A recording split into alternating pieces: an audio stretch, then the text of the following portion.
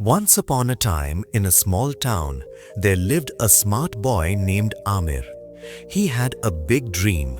He wanted to become a pilot. Everything was going well and his goal was clear. But Amir had one big problem. He couldn't control his own mind. His mind was always restless. Every time he sat down to study, his mind would start to wander, sometimes towards his phone, sometimes to Facebook or YouTube, and sometimes into a world of daydreams. He often told himself, "Oh, there's still a lot of time, I'll study later." But the funny thing was that later never really came. His parents and teachers would also tell him how important it was to study with full focus, but Amir believed that if someone is smart, they will succeed and nothing else is needed. One day, the results of the school scholarship exam came out. Amir had hoped in his heart that if he won the scholarship, his dream of becoming a pilot would become a little easier. But when he saw the result, his heart broke. He had failed. His friends, who studied regularly, all did very well. The same teachers who once praised him now looked at him with disappointment. That evening, Amir sat alone. He felt very ashamed. He realized that he wasn't lacking intelligence, he had just wasted time. In that moment, he realized something important. Being smart is not enough. Without discipline, no success will come. Right after that, Amir made a decision that he had to change himself. Consequently, he looked for a teacher who would not only teach subjects but also help students build discipline. He found Coach Irfan, a very experienced physical education teacher.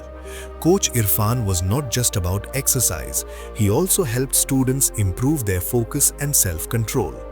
People used to say that under his guidance, even the most unfocused boys would slowly become disciplined. Amir went to Coach Irfan and said, "Coach, I just can't focus on my studies. When I sit to study, my mind keeps jumping from one thing to another. What can I do to improve my concentration?" Coach Irfan smiled gently and said, "Controlling the mind is not easy, Amir. Come, let me show you something." He took Amir to the school playground. There he brought out a toy bow and arrow and asked him to hit a target on a board. Amir shot the arrow, but it missed the target. The coach asked, "What were you looking at when you shot the arrow?" Amir answered, "The trees around me, the field and the board." The coach shook his head and said, "That's your real problem. You are looking at everything at the same time. A good athlete only looks at the target and nothing else." Amir, your mind is busy with everything around you.